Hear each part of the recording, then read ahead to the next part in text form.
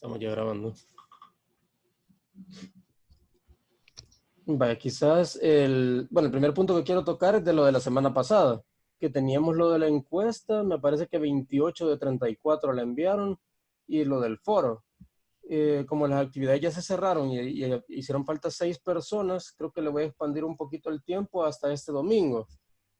Sé que hay unos que inscribieron un poquito más tarde, al menos para la clase pasada habían 33 y ahorita veo que hay 34, así que hay uno que ni siquiera había oído las indicaciones iniciales. Así que más tardecito voy a hacerle una modificación para que la Creo finalización de la actividad. que esa persona es Rocío porque tuvo problemas con el internet y no podía conectarse. Ya. Quiero ver. Bueno, voy a consultar primero cómo tengo que manejar esto. No vaya a ser de que por deshabilitarlo pierda las interacciones que ya hicieron algunos de ustedes. Voy a revisar bien primero acá la interfaz del campus virtual. Y quiero ver, tenemos 2 por aceptar. Y pues el punto es que les voy a dar más chance hasta el domingo. Luego de esta semana, todavía tengo pendiente subir los videos. Tuve unos problemas con el editor que tengo acá. Entonces tuve que cambiar a ocupar Premiere porque el que estaba ocupando o sea, no me funcionaba, así de simple. Y, y sí quiero dejarles videos adicionales para completar primero el tiempo de la semana y segundo para que, digamos que esos videos, la idea era de que fuera la parte básica de la programación en C#, la explicación que les voy a dar ahora, lo quería dejar en video, pero lo que voy a hacer es dejarles en videos los ejercicios y en parte mejor porque quizás les convenga más tener ciertos tipos de ejercicios por separado para poder retroceder y consultar en Google alguna cosa mientras lo tienen pausado y siento que les puede servir bastante. Luego de los ejercicios reto, lo que voy a hacer es que para cuando estés haciendo la parte de los videos, voy a compartirles también una lista de ejercicios que eso no van a estar evaluados, simplemente son ejercicios que les conviene hacer para prepararse para el examen, ¿verdad? Pero yo voy a resolver varios de ellos y les van a quedar a otros para que ustedes los puedan hacer. Posiblemente la tarea que voy a dejar en grupo de ejercicios de la unidad 1, la unidad 1 creo que la tenemos repartida para 3 semanas, entonces cuando deje esa guía, se los van a repartir entre ustedes, posiblemente algunos sean de los que yo no haya hecho en los videos. Así que igual si van avanzando para realizándolos, para ir practicando, pues mejor. Después de todo, en la programación, digamos que conocer el lenguaje de programación a fondo sirve, pero no es lo más importante. Lo más importante es practicarlo. Al final de cuentas, los mismos editores de código nos ayudan con las estructuras, digamos, a autocompletarnos las estructuras y todo. Así que el lenguaje en sí, podérselo de memoria no es lo más importante, sino que más bien saber aplicarlo, la lógica que hay detrás. Y que para eso precisamente comenzaron viendo lógica de programación, que es el paso inicial que mucha gente salta y después se encuentra con los retos de que la lógica es lo que le hace falta para solucionar los problemas. Bueno, lo que vamos a ver ahora son estos temas que tenemos acá, que son aplicaciones de consola, tipos de datos y comentarios. Esto ya lo vamos a ver, más que todo trabajándolo ya con ejemplos. Operadores. Entre los operadores, pues tenemos varios tipos. Captura y salida de datos, estructuras de control. Esta es la estructura if y else, que es un complemento para if. Switch case, que es otro tipo de estructura de control de decisiones, así como para ir por varios caminos, o elegir un camino entre varios, mejor dicho. Y la estructura try catch, que es algo ya propio de C#.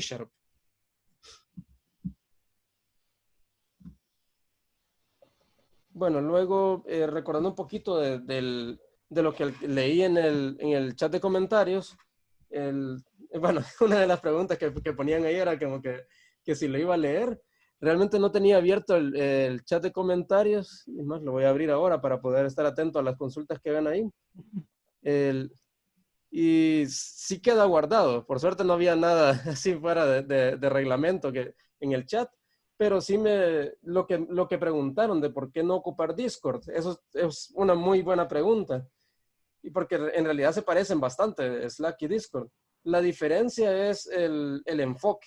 Digamos que el Slack estaba enfocado directamente al uso para empresas más que todo. Y sí tiene, o sea, Discord tiene muchas de las cosas que están acá en Slack, incluso algunas mejores todavía. Por ejemplo, uno puede crear emojis personalizados en Discord es más fácil crearlos todavía. Pero la razón por la que no decidí ocupar Discord, porque también para el trabajo había pensado que Discord nos podía servir, la razón por la que no en el trabajo al menos fue porque uno de nuestros compañeros se distraía bastante viendo Discord en el trabajo. Entonces dijimos, no, o sea, si ocupamos Discord de canal de comunicación oficial para la empresa, o en este caso que va a ser para cosas de clase, pues tendrían un distractor demasiado a la mano en el mismo método de comunicación que estaríamos utilizando para las clases en este caso, y en el caso del trabajo, pues peor todavía.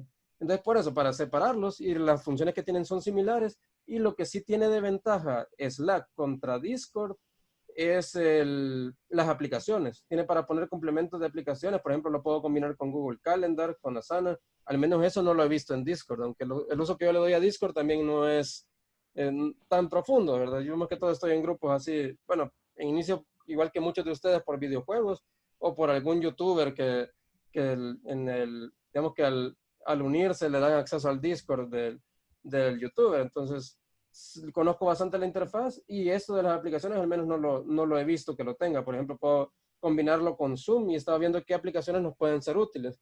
GitLab tiene plugin para Slack, y así, digamos que tiene una gran librería de aplicaciones existentes que tienen complementos para Slack, precisamente porque, por ejemplo, Asana es de planificación de proyectos en empresas. Entonces tiene complemento directo para acá, para que él solito esté recordando las tareas del día.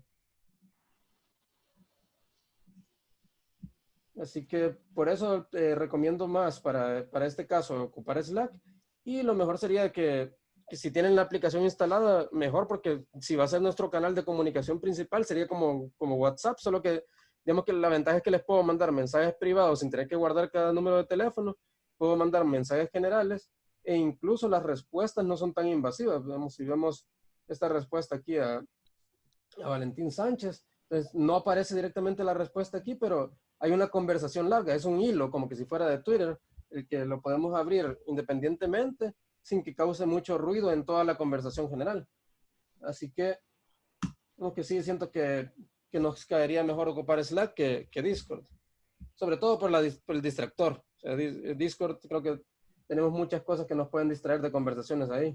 Más ustedes que digamos que están más jóvenes y que seguramente hay muchos que se dedican a videojuegos y tienen sus grupos grandes ahí. Y varios grupos posiblemente. Bueno, luego quiero ver, consulta. Una Sí, pregunta, ingeniero. Hablando de grupos, usted dijo que podíamos mantener los grupos de la semana, del ciclo pasado que ya tenemos nosotros. sí, si así lo desean, se puede. Son 34 los inscritos ahorita, así que habrían 2 grupos de 5. Entonces, bueno, está como actividad de la otra semana esto de los grupos. Ya voy a revisar bien las condiciones que he puesto bueno, prácticamente tiene que ser o de 4 o de 5, pero solamente pueden haber 2 de 5. Y si son 34, serían 8 grupos en total. Y sí, Habrían grupos de casualmente 3. tenemos un grupo de 7. ¿Cómo? De 7. Sí, casualmente tenemos un grupo de 7. Habría que separarlo, porque el problema es que las actividades que yo voy a dejar y los proyectos están idealmente pensados para equipos de 3 o 4 personas. Entonces, incluso en el de 5, digamos que van a tener que lo que voy a tener que hacer al final es ponerle un poco más de peso al grupo que tenga 5 integrantes en cuanto a cantidad de ejercicios, digamos, en algunos casos, o el peso del proyecto, digamos que buscar añadirle una sección más al proyecto de cátedra, para que valga la pena, o sea, que para que puedan distribuir así como lo hacen los de 4, es que igual se puedan distribuir individualmente con los de 5. Así que el de 7 sí Mire, tocaría separarlo. ingeniero, Sí, una pregunta. bueno, diga. Es que nosotros queríamos armar un grupo de 5, entonces le decía para Para reservarlo. apartar, supongo. Sí, nosotros también ya tenemos Creo que hay otro varios que grupo de me 5. quedan. Vamos a hacer algo. Pero entonces, ¿qué vamos a hacer con quién va? En el momento en que yo suba la actividad de la formación de grupos, a partir de ese momento, el primero que lo mande sería, y como va a quedar registrado en Slack, pues ahí de ahí queda la evidencia de una sola vez. Que eso es otra de las cosas que tiene Slack. Digamos que el historial de todo lo que se ha hecho queda bien buscable. Incluso digamos que si... Quiero ver cómo eran. Bueno, ya no me acuerdo cuál era el seudónimo que se había puesto GitLab, pero las búsquedas en Slack son bien efectivas. Es otra de las cosas que supuestamente le gana a Discord. Así que vamos a, como la dinámica de la formación de grupos es en Slack, vamos a meter ahí esa parte de la formación de los grupos de 5 a partir del momento en que inicia la actividad, que sería que la actividad la subiría el domingo en la noche. Creo que sí va a ser justo para todos. Veamos qué más. Solo quiero abrir el chat. Aquí está. Ya lo tengo abierto para que podamos ver eso. Sí, quedan los dos para el domingo, correcto. Vaya, ¿qué otra cosa había visto de la vez pasada?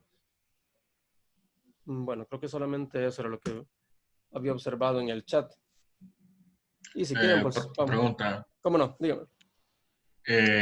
Las dos actividades acabo de mencionar que queda para el domingo. Una de ellas sería la de tomarle screenshot a tanto GitLab como Slack, el perfil, pero la otra, ¿cuál sería? Vaya, la otra actividad se va a abrir el domingo, que sería la de la formación de grupos. Si gustan, voy a abrir ahorita la planificación para que lo veamos bien. Quiero ver. Aquí está, planificación didáctica. Me lo abrí con Word.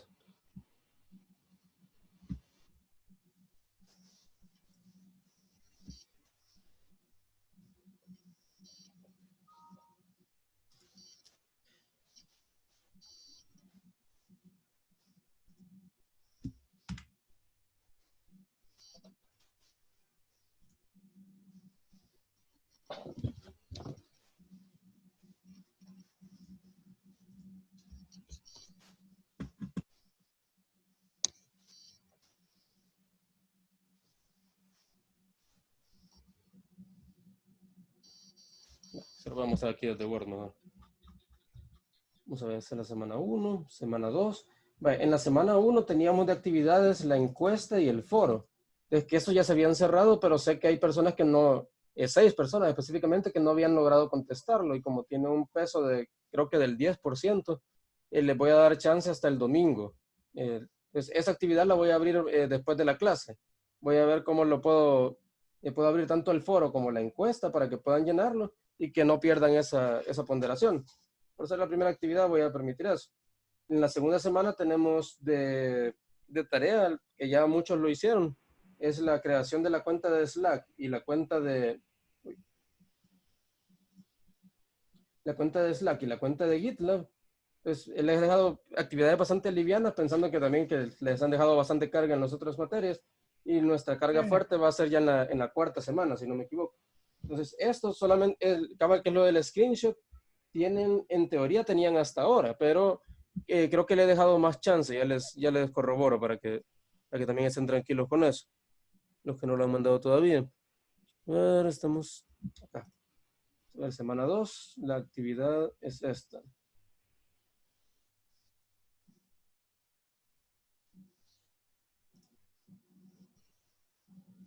He recibido 26, creo. No, 13 de 34. Vamos a ver. Yo había dejado las entregas mejor viernes para tener el fin de semana para revisar. Pero quizás les voy a dejar de fecha de entrega mejor, las voy a mover a domingo. Así que lo ideal sería que lo suban antes del viernes, pero ni modo. Si algo pasa, les daría hasta el domingo y así tengo todo el resto de la siguiente semana para calificar. Mi idea era para poderles tener la nota en el siguiente viernes, con seguridad. La fecha de entrega de esto de la captura del usuario, lo he dejado para el 28, por lo que veo. O sea, la fecha de entrega es el 26. O sea, le he puesto para... 26 es la fecha de entrega, perdón.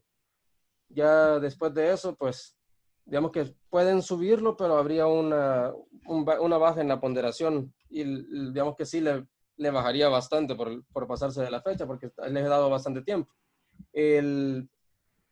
Vamos a ver, tenemos 26, o sea que tienen hasta este domingo para subir esto de GitLab y GitHub.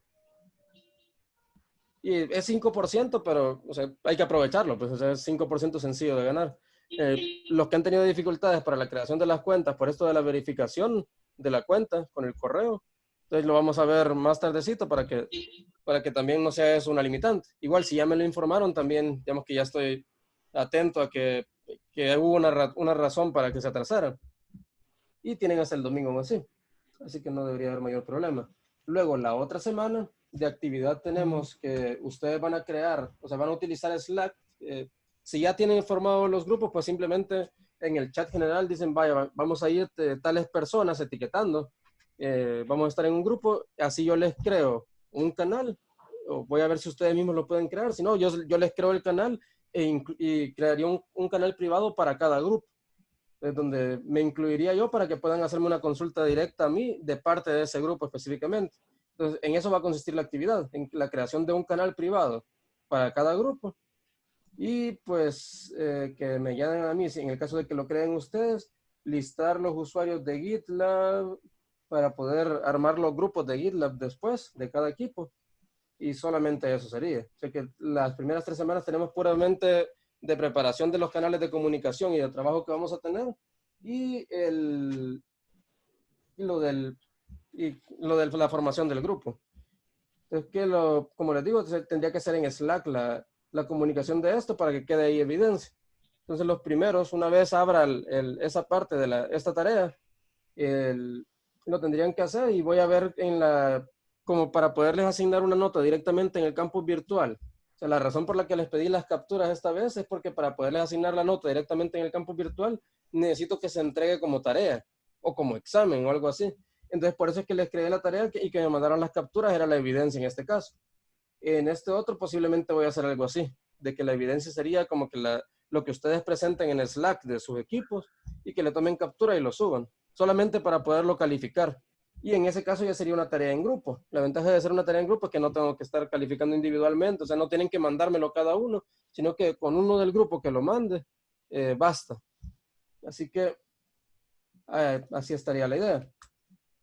Para la semana 4 sí ya tenemos guía de ejercicio, que sería, bueno, la semana 5 tomando como la 4 la semana de vacación. Pero en la cuarta semana, que es de clases, tendrían la primera tarea de ejercicios prácticos, que serían de la unidad 1, que es de lo que vamos a estar viendo ahorita. Así que, dicho esto, pues, si no hay más dudas acerca de las actividades, pues comienzo con la clase de hoy. ¿Estamos bien? Ok, vamos comenzando entonces. Bueno, hoy toca la segunda clase de esta materia y vamos a ver las bases de la programación en C#. Entonces, como la programación estructurada la vamos a hacer mediante este lenguaje, pues vamos a conocer un poco de este lenguaje primero.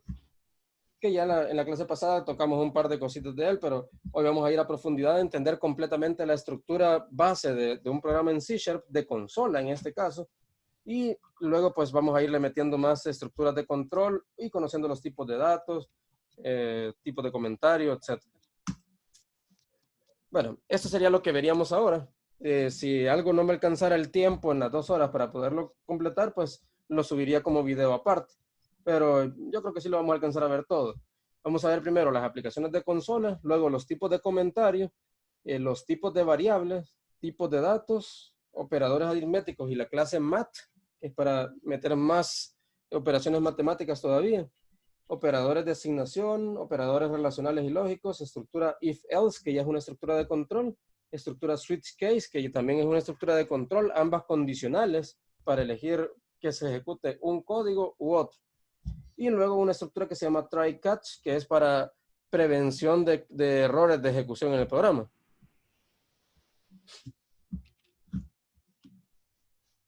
Dicho esto, pues, vamos a la acción.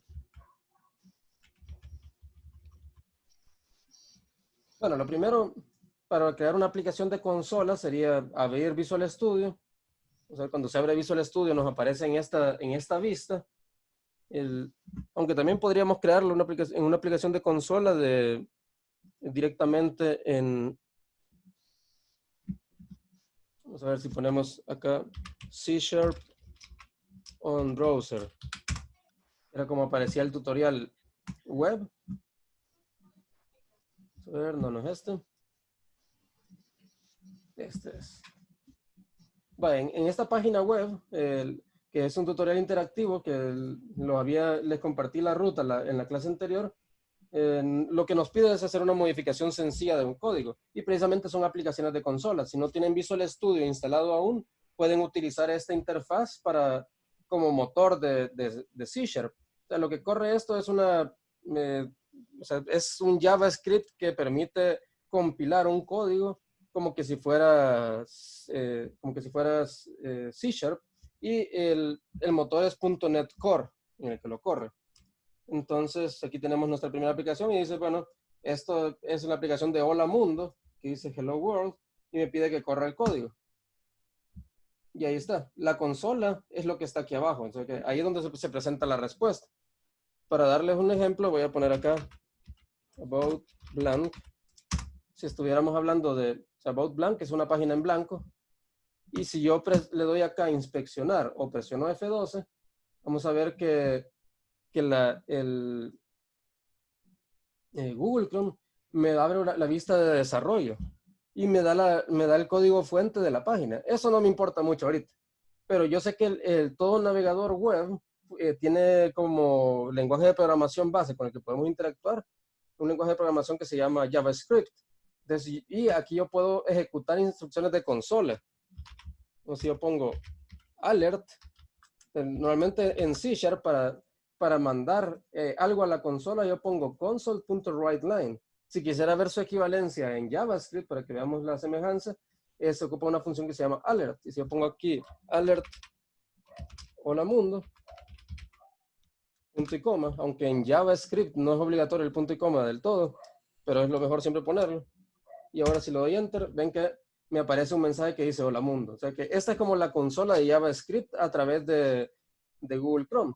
Es exactamente lo mismo lo que estamos viendo acá. Este recuadro negro sería nuestra consola ya en C#. Y si lo quiero ver eso mismo en Visual Studio directamente, pues tengo que crear un nuevo proyecto.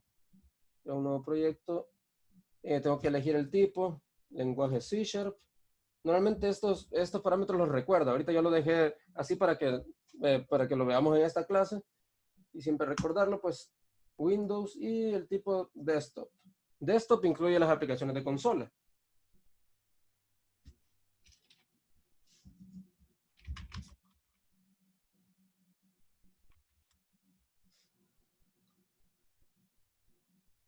Y quizás ahorita, normalmente el tipo de aplicaciones que yo más ocupo son las de Windows Forms, porque para crearles, dentro de Windows Forms también se puede utilizar la consola.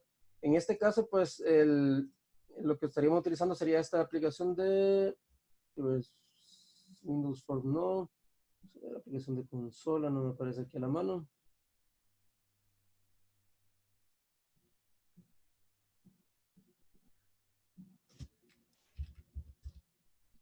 Porque le he puesto desktop. Aquí está consola. Entonces tenemos dos opciones.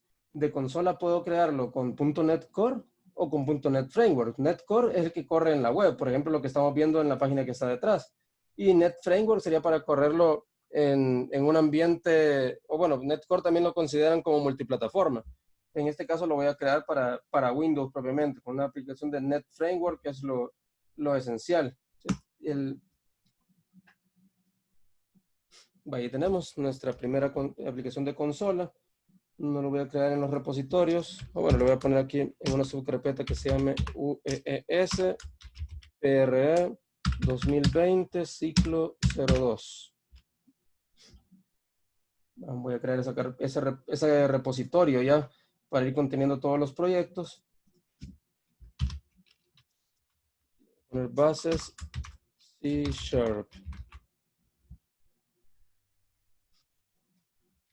Cuando creamos un proyecto en Visual Studio, nos pide el nombre del proyecto y el nombre de la solución. Eso es porque la solución puede tener múltiples proyectos dentro de sí misma. En este caso, que va a ser la aplicación más sencilla que podemos crear, pues no. Aquí voy a crear de un solo la aplicación que se va a llamar Hola Mundo. Y la versión de .NET Framework, pues no es muy relevante ahorita. Para hacerlo más compatible con la mayoría de las computadoras, voy a dejarlo con .NET Framework 4 y démosle. Importa que creemos una aplicación lo más rápido posible. Disculpe, ¿y exactamente qué es framework? Framework es una plataforma de trabajo. Entonces, el framework, en este caso que estamos hablando de Nate Framework, es una plataforma de ejecución, digamos que es el motor que ejecuta un código de un programa en cierto medio, en este caso para Windows. O sea, todo Windows corre en Net Framework y muchos de los juegos también corren en Net Framework. Por eso es que muchas veces cuando instalamos un videojuego, algo reciente nos pide actualizar el Net Framework si es que tenemos Windows recién instalado, por ejemplo. Cuando acabamos de comprar una computadora, ahorita que ya vienen con Windows 10, pues ya traen una versión bastante reciente de Net Framework, pero la mayoría de juegos andan trabajando con Net Framework de 4.0 para arriba o 4.5 algunos. Entonces, en sí es el motor que ejecuta el código. Gracias. Y aquí tenemos nuestra aplicación. Entonces, ya una vez le di crear el proyecto, viene Visual Studio y me crea toda la estructura para un primer programa. En este caso me crea el proyecto y dentro del proyecto hay un archivo que termina en .cs. Ese que termina en .cs es el archivo del código. Se dice program.cs y tiene que llamarse así. Si yo le cambio el nombre, cuando él quiera ejecutarse el proyecto, o cuando yo le quiera dar start, no va a encontrar la aplicación si yo le cambio el nombre. De siempre, todo proyecto de C# o de Net Framework en general, lo primero que ejecuta es lo que esté en un archivo que se llame program. Es así, si yo puedo añadirle a este proyecto un formulario si yo quiero. Entonces, pero el formulario tendría que ser llamado desde program.cs. Entonces aquí, esta es la estructura base que me da. Si se fijan, me ponen varios using aquí arriba.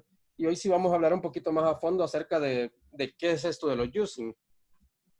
Bueno, primero, todo programa en C# se dice de que es un lenguaje que ya está totalmente orientado a objetos. Y eso es porque los objetos desde el lenguaje C++ se crea con esa sentencia que se llama class, que sirve para crear una clase. Entonces, C# no puede funcionar sin clases. Entonces, ahí, digamos que ya lo que yo estoy creando acá es una clase dentro de un namespace, que es un espacio de nombre, digamos. Un espacio de nombre es un espacio que está reservando.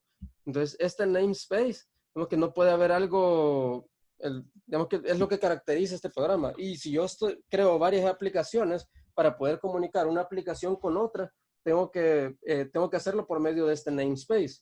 Entonces, es el nombre de la aplicación en general, digamos. Luego de eso, pues, dentro de mi aplicación que yo estoy creando, digamos que no puedo hacer mucho si yo no invoco a los namespace que están dentro del sistema. Estos using lo que hacen es mandar a llamar a otros namespace para que yo pueda aprovechar las clases que ya existen. Por ejemplo, esta que se llama console. Es console que sirve para poder interactuar con la consola de Windows. Vamos a ponerle console.writeLine, que sirve para escribirle una línea de texto.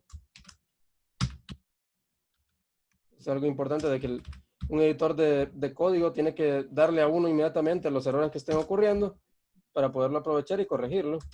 Y aquí vamos a poner el mismo código que teníamos en la página web, que era esto. Vamos a copiarlo de aquí directamente. Solo para...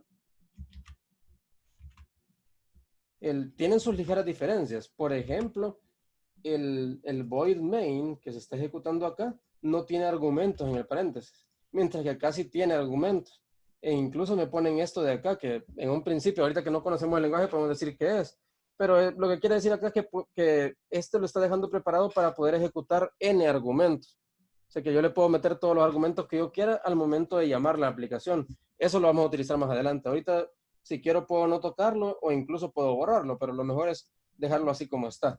Lo que nos interesa ahorita es lo que vamos a estar editando dentro de esta función. Entonces, esta función que se llama main significa principal, es la primera función que se va a ejecutar en una aplicación. Entonces, y eso tiene que estar dentro de una clase que se llame program, si yo quiero que sea lo primero que se ejecute al mandar a llamar a este proyecto. Y luego, todo eso está dentro de un namespace que sí puede tener el nombre que yo quiera. Normalmente tiene el mismo nombre del proyecto que yo he creado. O de la solución. Entonces, ahorita se llama Hola Mundo esto.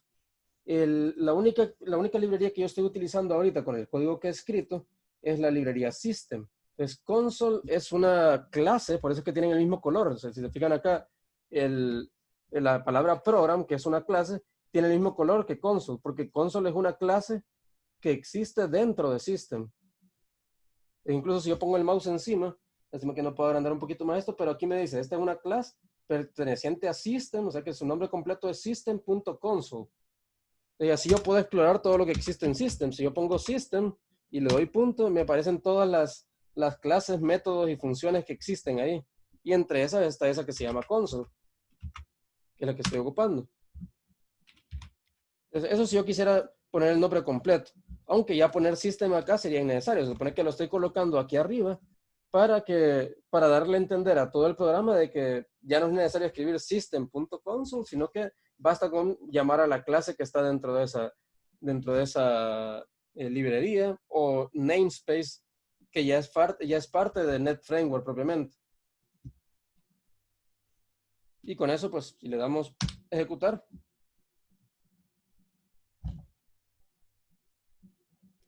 ahorita está compilando.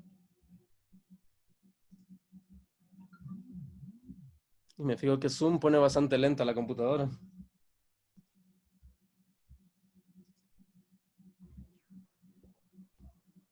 Es como Chrome, ocupa Sí, mucha RAM. sí, ocupa bastante RAM. Bueno, y ahorita incluso digamos que Zoom cuando estoy transmitiendo pantalla me cambia la forma en que se ve Windows. Me baja los recursos gráficos que consume ya el estilo gráfico de Windows de por sí. Y creo que voy a tener que cambiar a la otra pantalla. Bueno, aquí está lo que se está ejecutando en este momento. Y digamos que el problema es de que se ejecuta demasiado rápido. La consola se deja de verse, pero porque no tiene una instrucción de paro. Vamos a ver. Bueno, ahorita todavía está cargando. Sí, está bastante lento con Zoom. Voy a tenerle un poquito más de paciencia. Ya normalmente cuando uno acaba de abrir Visual Studio, la primera vez que hace las cosas, empieza a cargar cosas en la memoria caché. Entonces, cuando ya las cargó una vez, la siguiente vez sale más rápida la También lo que se ejecución. puede hacer para después, varios de los profesores están cambiando a usar Teams, ya que todos tenemos las cuentas de Office de la universidad. Sí, Microsoft Teams. todo eso. Bueno, quizás voy a tener que cambiar a la pantalla principal porque por default, cuando yo le doy a ejecutar a esto, lo ejecuta en el otro monitor que tengo acá. Entonces, por eso es que no logran ver la consola. Voy a desactivar un ratito la transmisión para cambiarlo a la principal. Vamos a ver.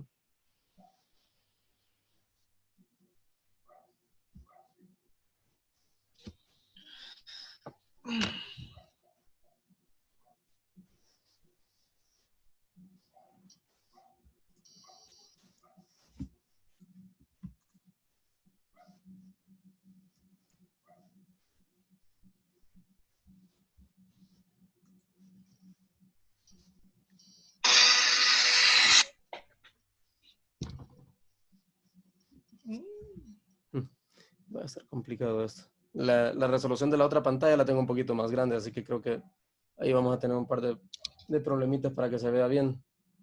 Pero bueno, vamos a hacer lo que se pueda.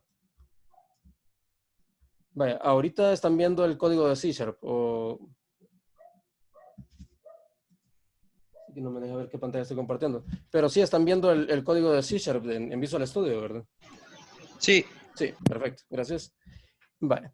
Ahora sí, si lo voy a ejecutar, como esta es la pantalla principal, se va a ver que la consola se apaga súper rápido. Solo quiero ver.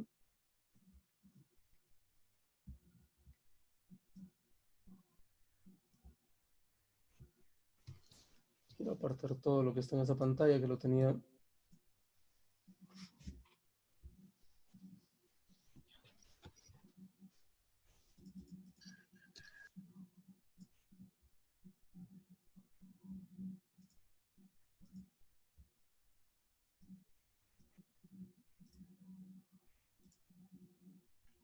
Ahí está.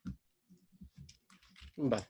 Pues lo siguiente sería que la razón por la que se cierra así demasiado rápido cuando lo ejecutamos es que no hay algo que esté provocando una pausa. O sea que viene, muestra la consola, muestra este texto, pero es tan rápido que se cierra inmediatamente porque no le he puesto nada que me retenga la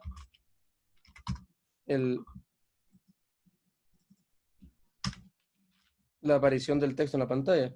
Quiero ver esto en Slack que están escribiendo. Va, pues lo que vamos a hacer es ocupar una instrucción de console que nos pause la ejecución. Normalmente si yo, por ejemplo, abro aquí la consola, pero de comandos de Windows, si se fijan, no se cierra inmediatamente, pero porque está esperando que yo introduzca algo. Por ejemplo, si yo le pongo ipconfig, entonces aquí me ejecuta ese código y luego se queda esperando que yo ingrese algún texto. Entonces podemos hacer algo similar acá. Si yo pongo en la operación read key, bueno, tengo varios read. Entonces con una instrucción que lo haga esperar lectura, yo puedo hacer que se pause. Si solamente pongo read, estaría esperando que se ingrese un byte o un entero en este caso, según como muestra el valor acá. Tengo la opción de que se introduzca una línea completa, que sería como la que sucede en la ventana de comandos de Windows, o read key, que sería para que se ponga con una tecla que se presione. Entonces ya él haría la pausa. Entonces read key. Estoy mandando llamar una función que está dentro de console, que console es parte de system. Entonces, esas son funciones que yo estoy invocando ya de una librería que estoy mandando llamar, en este caso la librería console. Es para que sepamos de dónde viene también. Y esta librería, pues lo que hace, si yo pongo el mouse encima, me va a dar la explicación. Dice que lo que hace es obtener el siguiente carácter que yo presione con cualquier tecla. Entonces, en este caso no es que lea un carácter, con cualquier tecla que yo presione en el teclado, quitaría la pausa. Y ahora si lo ejecuto, vamos a ver que hoy sí alcanzó a ver el texto que dice Hello World, y luego de eso pues se queda esperando que yo presione una tecla. Entonces, cualquier tecla que yo presione, por ejemplo, presioné 3 ahorita, pues ya me cerró la ventana de comandos, porque era lo que estaba esperando para finalizar el programa. Entonces, cuando finaliza el programa main, en ese caso se cierra la aplicación de consola. Y así pues tenemos nuestra primera aplicación. Luego, digamos que ese texto yo lo puedo manipular. Entonces, en vez de poner Hello World, yo puedo ponerlo, por ejemplo, en español. Tendrían que ir los dos signos de admiración. Vamos a ver si me logra mostrar ambos los caracteres bien. Sí. Hay algunas consolas que digamos que no muestran bien algunos caracteres que no son del inglés. Por ejemplo, la ñ, pero en este caso, vemos que ya eso era al principio y ahorita ya ha evolucionado bastante la tecnología como para que tenga problemas con eso. Ahora hasta los caracteres de los emojis se pueden escribir. Como por ejemplo, si pongo Alt 3, pone un corazón. Vamos a ejecutarlo. Ahí está.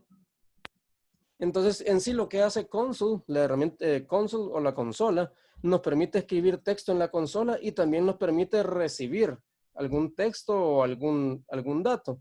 En este caso, pues ya estoy utilizando una recepción de valores con cualquier tecla que se escribe y incluso yo podría capturarlo si quisiera, que ahí es donde ya nos meteríamos con la siguiente parte, que son las variables. Por ejemplo, yo puedo crear una variable, read key sería un carácter, con su key info, dice. Yo puedo ponerle, puedo crear una variable para capturarlo y luego hacer una manipulación con ese valor que se ha capturado. Pero ahorita vamos a ir con el siguiente punto. El segundo punto que teníamos en la agenda es los tipos de comentarios. Entonces, eso de los comentarios es bastante importante. Normalmente digamos que lo que si alguno de ustedes ha trabajado en programación, en otro lenguaje o en este mismo, pues los comentarios son bastante útiles, sobre todo cuando otra persona va a llegar a trabajar en la aplicación que uno ha hecho. Y hay algunas personas que hacen los programas inentendibles precisamente para que nadie más lo pueda tocar el código, pero actualmente eso ya es considerado un error porque normalmente no se trabaja solo en una aplicación, sino que se trabaja en equipo. Y puede ser de que uno de los del equipo deje de trabajar en ese proyecto y alguien tenga que sustituirlo. Y si el programa es inentendible, pues a todos les va a causar dificultades. Pero no llega hasta ahí, porque uno puede decir, entonces ya no es problema mío. Y no, la verdad es que mucha parte, hay estadísticas que dicen de que el tiempo en que un programador pasa escribiendo es aproximadamente el 20% del tiempo que pasa trabajando. Entonces, ¿qué hace el otro 80% del tiempo? Entonces, uno pasa leyendo, ya sea leyendo documentación para ver cómo resolver un problema o cómo hacer algo nuevo que no conocía, o leyendo su propio código. Entonces, para poder entender algo que había hecho previamente y poder como que completar esa parte de la aplicación que tenía que ver con ese código antiguo. Entonces, ¿qué pasa si yo tengo que hacer una modificación en un programa viejo y el programa está lleno de código nada más y nada de comentarios? Y de ribete he utilizado nombres de variables que no son alusivos a lo que, por ejemplo, en vez de poner una variable que se llame número, vengo y solo le pongo ñ, imagínense, le pongo int l. Y lo que quiero es que esta variable contenga un número. Entonces, pero yo, ¿cómo lo voy a relacionar con números? Primero el nombre de la variable y luego digamos que si tengo múltiples variables que están hechas para realizar una acción, pues yo solo me puedo perder. Entonces, lo mejor es poner nombres de variables que sean descriptivos de lo que van a hacer. Entonces, por ejemplo, int número 1, número 2. Entonces, ahí he creado dos variables que van a contener números. Y si esa variable yo la voy a sumar, todavía podría ser un poquito más descriptivo. Le podría poner sumando 1 y sumando 2. Y luego podría crear otra que se llame resultado. Entonces, entre más descriptivo sea el nombre de la variable, y si yo puedo comentarlo adicionalmente, o sea, con buenos nombres de variables y una buena estructura de programación, yo puedo evitarme poner comentarios, o sea, que el código sea entendible sin la necesidad de comentarios. Pero cuando el código va a ser complejo, a pesar de los nombres de las variables y la estructura bien hecha, entonces conviene comentar. En este caso tenemos una aplicación sencilla, pero podemos colocar algún comentario para complementar. Y los comentarios tenemos dos tipos. Tenemos primero el tipo de comentario de una línea, que se coloca con pleca pleca, y aquí puedo decir escritura en consola. Siendo más descriptivo, a continuación se escribirá en la consola. Y ahí tenemos ya nuestro primer comentario. Los comentarios de una línea se pueden colocar también a la derecha de un código ya existente. Digamos, todo este comentario que había colocado antes, lo puedo colocar a la derecha del código en sí. Entonces, si yo quiero explicar solamente una línea, puedo decir, escribe hola mundo en la consola. Y así no me crea una línea por culpa de un comentario específicamente, sino que puedo colocar un comentario por cada línea en la que valga la pena comentar. Y luego tenemos otro tipo de comentario, que son los comentarios de múltiples líneas. Y ahí eso se coloca con los caracteres pleca y asterisco. Entonces, con pleca asterisco yo inicio una sección de comentario de múltiples líneas. Por ejemplo, digamos que en los usings que tenemos aquí arriba, vemos que solamente se está ocupando el system, que es el que nos pone un colorcito un poquito más fuerte. Todos los demás no se están utilizando. Entonces yo perfectamente podría borrarlos. Pero ¿qué pasa si después algo de lo que ocupo en la aplicación requiere esos using? Y yo dije, hijo, pucha, ¿para qué lo probé? ¿Para qué lo borré? Y ya cerré la aplicación y la volví a abrir muchas veces porque fue otro día que me vine a dar cuenta y resulta que necesito ese código. ¿Y qué era lo que había escrito? O sea, me voy a ir a abrir un proyecto nuevo solo para copiarlo desde ahí y traerlo. Y más que puede ser que no sea esto lo que yo haya borrado, sino que sea una sección mucho más grande. Entonces, en esos casos, pues, ya que no voy a tener el control Z disponible, posiblemente me haya convenido, ya que no estoy seguro si lo voy a necesitar o no, meterlo en un comentario de múltiple línea. Entonces aquí puedo abrir el comentario con pleca asterisco. Si se fijan, todo se pone en verde porque no he puesto la finalización. Y luego lo cierro con asterisco pleca. Y así tenemos la creación de comentarios de múltiples líneas. Y ahí vemos como todo lo que yo vaya colocando entre el pleca asterisco y el asterisco pleca se convierte en un comentario. Y así, si en algún momento resulta que sí necesito eso, o digamos que yo estaba haciendo una prueba y que por eso había borrado ese código y quería ver si lo podía hacer de otra forma, no me funcionó de la otra forma, y regreso a la forma original, pues perfectamente puedo rehabilitar todo ese código simplemente borrando el asterisco plec y el plec asterisco. Otra forma de comentar múltiples líneas es con unos atajos que tiene Visual Studio, que para comentar líneas seleccionadas, digamos, ahorita seleccioné todo ese texto, si yo lo quiero comentar, puedo darle Control K y C.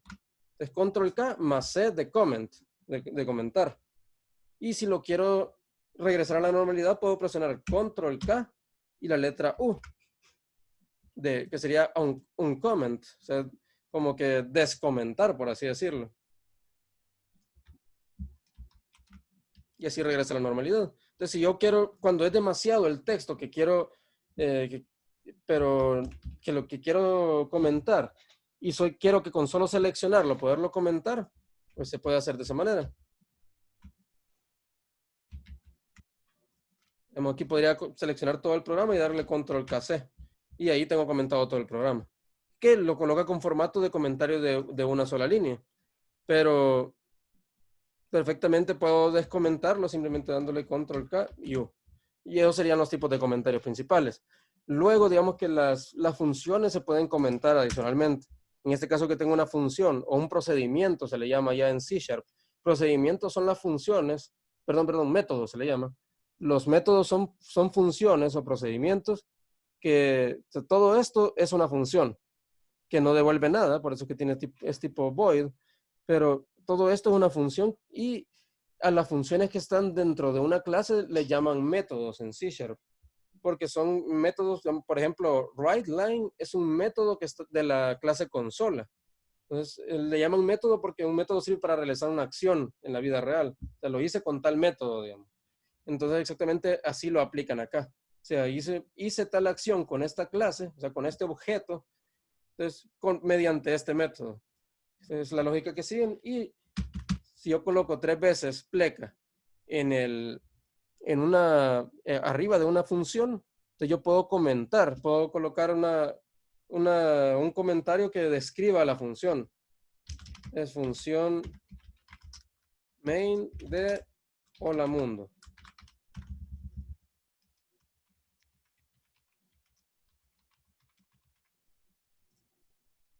Y ahora cuando yo coloque el mouse encima de la palabra main, en la descripción que aparece para el usuario, dice función, me da esa descripción, dice función main que escribe hola mundo. Y yo puedo describir incluso los argumentos. Le puedo decir argumentos opcionales. Perdón, no era aquí. Voy a darle guardar. No, que como todavía no tiene argumentos, parámetros, mejor dicho, no se le puede colocar. Pero, en fin, ese tipo de comentario ya para funciones es bastante útil cuando uno tiene una aplicación bastante grande. Por ejemplo, que manda a llamar a otras clases que uno tiene creadas. Para darles un ejemplo, algo que ocupamos en casi todos los proyectos nosotros, es una librería que hemos creado para poder exportar a Excel. Entonces hay una función que se encarga de exportar a Excel. A esa función le hemos colocado esta descripción para que quien vaya a ocuparla sepa cómo ocuparla. Y así pues, ahí puedo dar una descripción para las clases también. O sea, puedo comentar todo prácticamente. Pero eso sí, conviene comentar lo que sea útil. En este caso hemos comentado esta línea de código porque es un ejemplo. Aunque cosas sencillas, pues podemos omitir comentarlas. Algo que se sobreentienda. Y por eso es importante tener una estructura bastante clara a la hora de programar. Y dicho esto, pues prácticamente en eso consisten las aplicaciones de consola. Y de aquí podríamos pasar ya a la siguiente parte, que es los tipos de datos que podemos llegar a tener en C#. Ingeniero, un compañero está queriendo entrar, pero no le ha dado el permiso. Espera.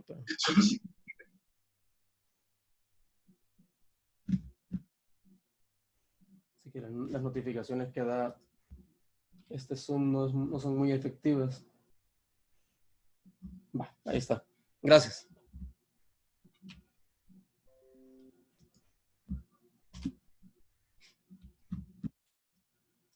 Y si se fijaron si lo hacemos en la página web, no necesito poner la pausa. O sea, ese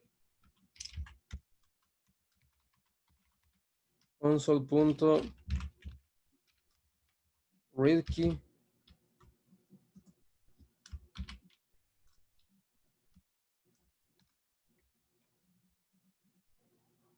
Incluso aquí me dio...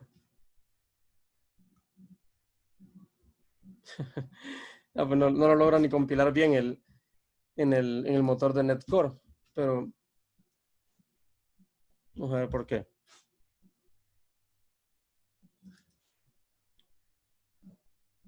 Sí, creo que no está muy bien preparado para correr lo que sea, entonces este Netcore creo que sí van a tener que instalar Visual Studio obligatoriamente. Aunque la ventaja de acá es que sí hace la pausa.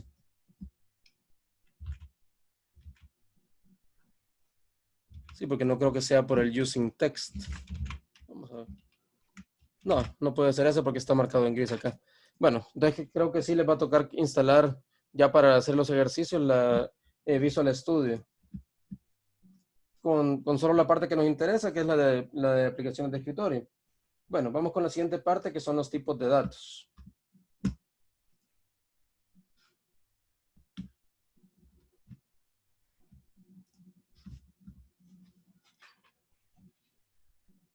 Bueno, para los tipos de datos, vamos a dejar escrito aquí. Bueno, en C# tenemos múltiples tipos de datos que podemos llegar a colocar en las aplicaciones.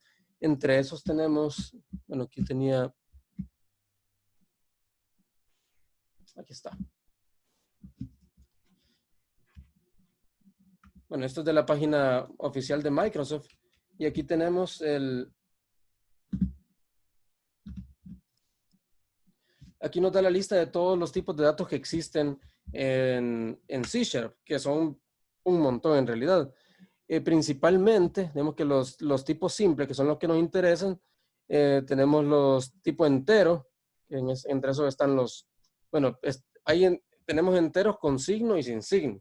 Entonces, es byte, es short, es int y long serían un ejemplo de variables enteras con signo, y lo que cambia es la capacidad, hasta cuántos números, qué cantidad pueden llegar a almacenar de valor numérico. Normalmente, el tipo que más se utiliza para valores enteros con signo es int. Entero sin signo, uint. Si quisiéramos establecer de que solamente vamos a tener de 0 al infinito. Es que al infinito no es. En realidad, los números enteros normalmente llegan hasta 63,000 y ficha. Los tipos byte, como el nombre lo dice, byte viene los bytes tienen 8 bits. Y con eso pueden almacenar valores entre 0 y 255. Es que, por ejemplo, un carácter, una letra, se representa mediante un byte. Normalmente las letras, los caracteres y los símbolos, o algo que le conocemos como tipo char, está compuesto por un byte, solo que se representa mediante ese símbolo en específico. Entonces tenemos entre esos, o sea que tenemos números enteros que pueden ser con o sin signo. Tenemos los caracteres, que son letras, números o símbolos. Luego podemos tener valores de tipo con decimales. Entre esos podemos tener los flotantes o float y los tipos double, que el double viene de doble punto flotante. O sea que puede almacenar muchos más decimales con una precisión mucho mayor, o mejor dicho, es punto flotante de doble precisión, perdón. Entonces que tiene el doble de precisión, o sea que el doble de capacidad de memoria que un flotante. Normalmente los que más se terminan utilizando en C# son el entero, el char para un carácter, el double para valores así booleanos de sí o no, o falso y verdadero, es el tipo bool, aunque también se puede colocar boolean. Y luego tendríamos el tipo string, que sería para cadenas de texto. Todos los tipos de datos pues se pueden hacer arreglos entre ellos, que es lo que ya menciono más adelante. O sea, tipo arreglo, que ya son arreglos de enteros, arreglos de caracteres. Por ejemplo, los strings son un arreglo de caracteres, aunque ya lo podemos manejar directamente como un tipo de dato. Y pues con eso es con lo que podríamos trabajar ahorita. Vamos a irnos como tienen muchísimos tipos de datos, vamos a irnos con los tipos más sencillos. Por ejemplo, comenzando con el Bueno, vamos a comenzar con el byte. Entonces, un byte es un número que puede ir desde 0 hasta 255. Y así vemos que si yo declaro una variable tipo byte, le voy a poner mi byte igual 0. Y si nos fijamos, esto nos queda sin ningún error. Yo puedo aprovechar la consola para decir que voy a mostrar ese valor. Tenemos que voy a poner aquí valor del byte. 2 puntos. Y después de eso voy a colocar el texto del byte que tengo ahí. Que es mi byte. Entonces ahorita mi byte tiene el valor de 0. Si yo ejecuto este código, vemos que aquí me imprime exactamente ese texto. Así que aquí tenemos nuestro primer programita ya con una variable. Entonces los tipos de datos nos sirven para crear variables de datos precisamente, y yo los puedo declarar con esos distintos tipos. El tipo byte, como les decía, puede ir desde 0 hasta 255. Entonces si pongo 255 no me va a dar error, lo va a ejecutar bien. Pero ya, si yo le pongo 256, sería un número que no va a poder contener. Entonces ahí ni siquiera me permite compilarlo por eso. Ya me dice que el valor 256 no puede ser convertido a byte. Y ni modo, ¿verdad? Entonces ahí tengo que utilizar eso. La ventaja es que el tipo byte, a pesar de que puede contener poco rango de valores, por lo mismo de tener solamente 8 bits, es algo útil para cuando yo no tengo que ocupar un valor que va a tener un valor tan alto y quiero ahorrar memoria. Entonces, por ejemplo, si yo quiero almacenar un dato como la edad, o sea, la edad de alguien no llega normalmente hasta los 255 años siquiera, ni por cerca. Incluso creo que ni de las tortugas. Entonces, Ingeniero, sí, una pregunta. ¿Y ese más que puso antes del byte, del mybyte, es para concatenar? sí, correcto. La concatenación la buscan hacer lo más simple posible acá. Entonces, digamos que vienen a decir, esto es como sumar textos. Entonces viene el byte, a pesar de que es tipo byte, lo convierte a texto y lo concatena con lo anterior. O sea, le suma ese texto nuevo al anterior. Así que sí, es este operando, que ya vamos a ver los operadores también, es de concatenación en el caso de que se esté manejando strings, que son cadenas de texto, que es con lo que estamos mandando este mensaje, por cierto. Entonces, si yo coloco esto en vez de como byte, vamos a ver, como entero, vamos a ver que hoy sí voy a poder contener el número 256. Y si se fijan, me lo convierte automáticamente a string. Normalmente un tipo de variable, digamos que si yo quiero concatenarla con un texto, yo tengo que darle punto, o sea, a cualquier variable yo le puedo dar punto y van a haber varios métodos que yo voy a poder invocar con esto. Por ejemplo, yo puedo darle a cualquier variable que me la convierta a string. Pero en este caso que lo estoy poniendo dentro del texto que se va a ocupar dentro de la consola, él ya lo asume como que a la consola solo le puede escribir texto, entonces él solito lo convierte. Muchas veces para concatenarlo ya fuera del write line de la consola, ahí sí toca hacer la conversión de datos. Vamos a hacer una prueba. Bueno, aquí ya vemos que sí me pudo contener el número 256. Lo ejecuto y no hubo problema, lo muestra perfectamente. Ahora vamos con otra prueba distinta, para que veamos cómo se pueden combinar los tipos de datos. Si este lo sigo teniendo como un byte, y él solamente puede tener un valor máximo hasta 255, por ejemplo, le voy a colocar uno que está a la mitad de 128, y yo lo quiero después trasladar a un entero. Voy a declarar otra variable que se va a llamar mi entero. Yo puedo simplemente declarar las variables y si se fijan, con solo declararla me queda con ese subrayado verde. Entonces aquí tengo varios tipos de subrayado, que si algo está malo, o sea que es un error que me va a provocar que no se pueda compilar, o sea ya un error de sintaxis, me lo coloca en rojo.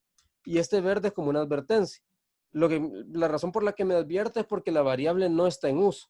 Y si no está en uso, pues ¿para qué la estoy creando, verdad? Así que igual, si yo le asigno un valor y le pongo 0, sigue estando sin uso. O sea, yo le asigno un valor, la variable vale 0, pero no la estoy mostrando en ningún lugar. Entonces, si yo puedo, eso es una ayuda para poder eliminar las variables innecesarias. Y se fijan, me queda como un warning acá. Aquí tengo activos ahorita los errores y los warnings en la parte inferior de la pantalla. Y ahí me muestra que la variable mi entero nunca está en uso y por eso debería de eliminarla. Ahora digamos que lo que quiero hacer es que mi entero va a ser igual a mi byte por 2. O sea que esto va a ser el valor que yo tengo en mi byte y lo va a multiplicar por 2. O sea que tendría que darme 256, que ya es un número que no puede contener el byte. Y luego, en vez de mostrar mi byte, voy a mostrar mi entero acá. Además, puedo hacer algo. Puedo escribir 2 líneas. Vamos a copiar el write line que está haciendo para la primera línea y vamos a añadirle el otro para que muestre el entero. Entonces, el valor del entero es esto. Y ahí ya metimos incluso una operación matemática de por medio. Y vemos que la consola ya nos muestra primero el valor del byte, que es 128, y luego 256. Una pregunta, ¿se mira bien la consola o se mira muy pequeño en las pantallas que tienen? Porque vemos que si la pantalla es Full HD, sé que se vería bien, pero si alguien tiene una pantalla de laptop que tiene una resolución un poquito más pequeña, ¿todo lo logran ver bien? Pues yo tengo laptop y sí se ve bien. Pues Yo sí sí lo veo tengo bien. tablet de 10 Perfecto. pulgadas, está bien. Pues continuamos. Vale, entonces con eso tenemos la primera parte que sería, bueno, los tipos de datos numéricos. Tenemos byte, tenemos entero. Luego vamos a poner otro tipo de datos. Podríamos crear el float, que es para punto flotante, que puede contener ya valores con decimales. Por ejemplo, le podemos poner, vamos a buscar vamos a poner aquí pi. Y vamos a copiar todo esto. 3.1416. Pues, si se fijan, este ya me superó, o sea, este punto flotante y parece que superó lo que yo podía colocarle de... A ver qué dice.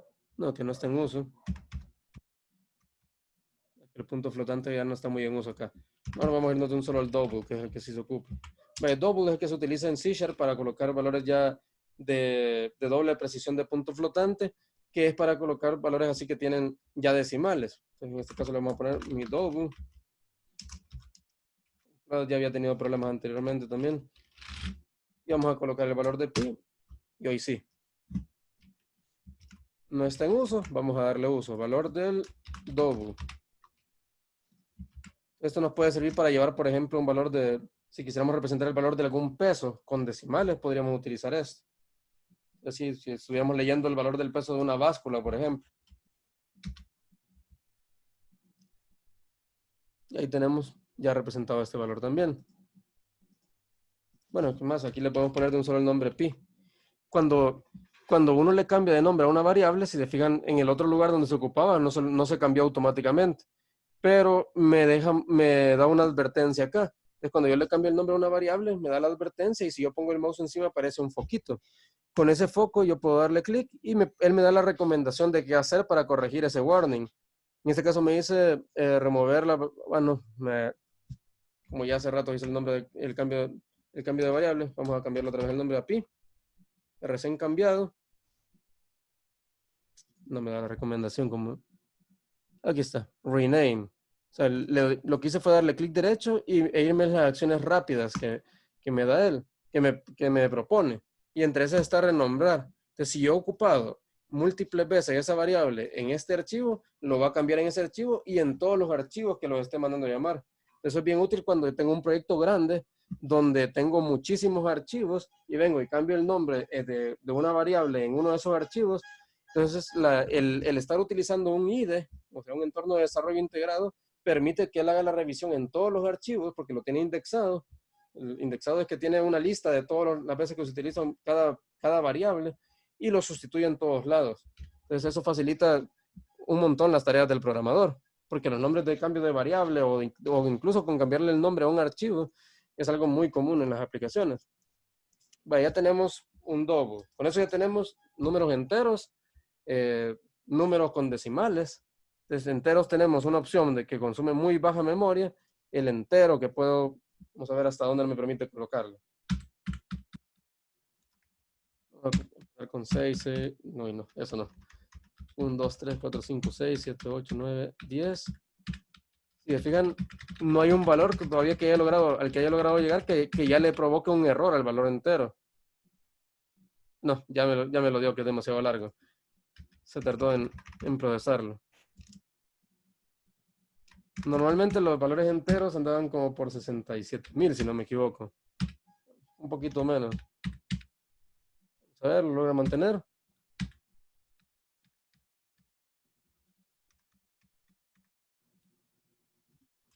A ver, todavía 670,000 lo logra mantener. Entonces, en realidad, los enteros de C# pueden contener valores bastante grandes. Si yo quisiera saber cuánto va a ocupar exactamente de memoria el valor entero que quiero colocar, tengo unas variantes que podría utilizar. El byte ya sé que está formado por 8 bits y con eso puede contener hasta el valor 255, desde 0 hasta 255 y solo enteros positivos. Mientras que con el valor entero, pues no sé hasta dónde está el límite. Vamos a ver otro tipo que tengo acá. Si yo pongo int, solamente vemos que puedo colocar el tipo entero, o sea, ya él me recomienda los tipos de datos, y tengo int 16, o sea, si el byte tiene 8 bits, puedo colocar un entero de 16 bits. Este int 16 es el que llega hasta como 66,000, no sé cuánto. Es en el caso de ser solamente positivo. Y si estamos hablando de positivos y negativos, solo positivo sería poniendo uint, o sea, un entero sin signo. Entonces, yo tengo una opción para, si yo quiero optimizar el uso de la memoria y sé que el valor que voy a estar utilizando como entero, por ejemplo, es un valor de años. Los años hasta cuánto pueden llegar. O sea, hasta ahorita tenemos 2020, digamos que 65 millones de años. Tal vez con el int 16 para ya millones de años no podría contenérmelo. Pero con miles, digamos que int 16 soporta hasta, vamos a hacer la prueba, vamos a abrir la calculadora.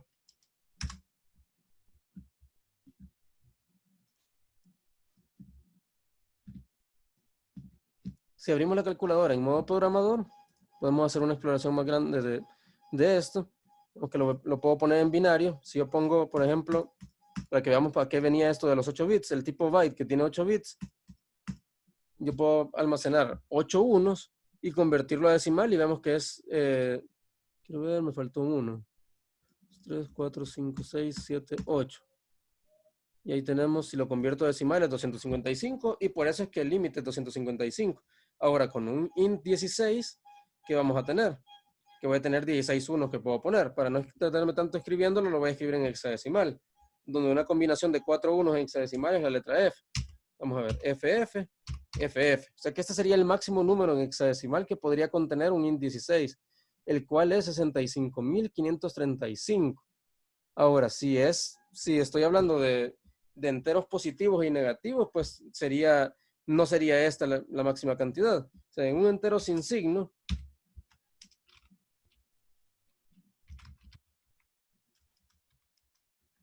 significa que este sería el máximo valor que yo puedo colocar.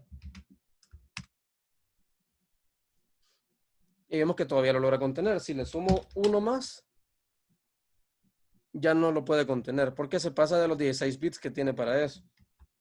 Entonces, este es el máximo. Ahora, si le quito de que solamente van a ser números positivos, ahora puede tener negativos y positivos. Por lo tanto, va a estar más o menos a la mitad de la capacidad. Entonces, si esto yo lo divido entre 2, es 32,767. Y ese ya me lo puede contener. Ahí ya no. O sea, ya se pasó de la mitad. Y ese es porque puede contener los negativos también. Y el 0. Entonces, menos 32,767 sí es contenible.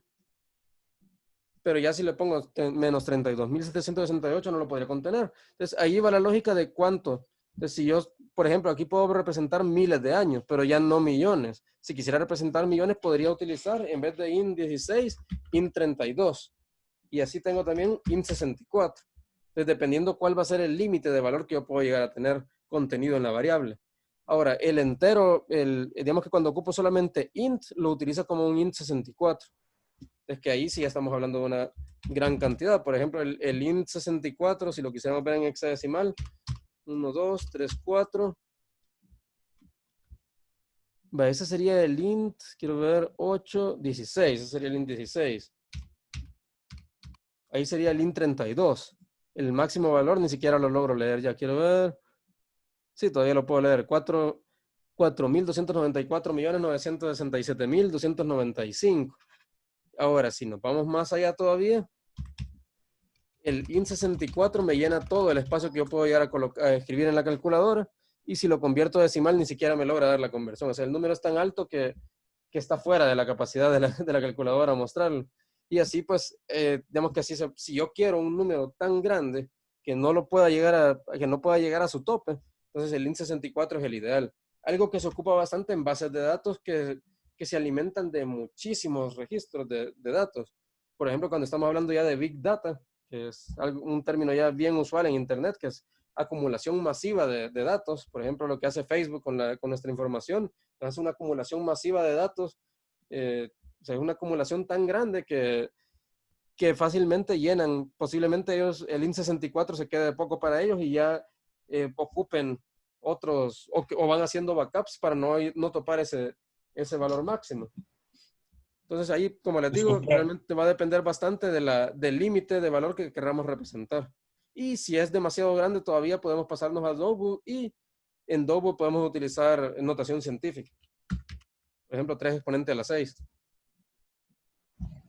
Sí, Disculpe. Consulta. Y si en vez de poner int 16, int 32, pasamos directamente a int 64, ¿esto qué problema llegaría a generar si el número es muy pequeño?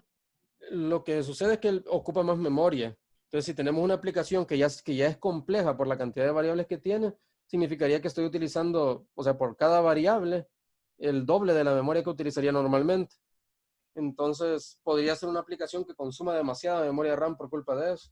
Entonces, eso ya con aplicaciones grandes. En una pequeña no vamos a notar la diferencia. Pero sí, eso sería prácticamente el problema que podríamos causar. Bueno, gracias. ¿No? Lo de la notación científica, si se fijan, aquí le puse a pi 3 exponente a la 6 y ya me lo colocó como 3 millones.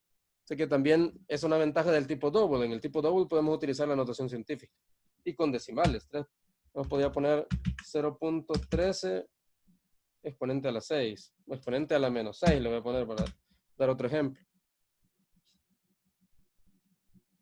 Y ahí está. Hoy me lo dejó mejor en notación científica porque estaba muy difícil escribirlo de forma normal. Aunque hay una manera en la que puedo modificar el formato en que muestra los valores, pero eso ya va para otro. Bueno, ya cubrimos ahorita los tipos byte, los tipos enteros, los tipos double, con los que podemos tener tanto decimales como notación científica.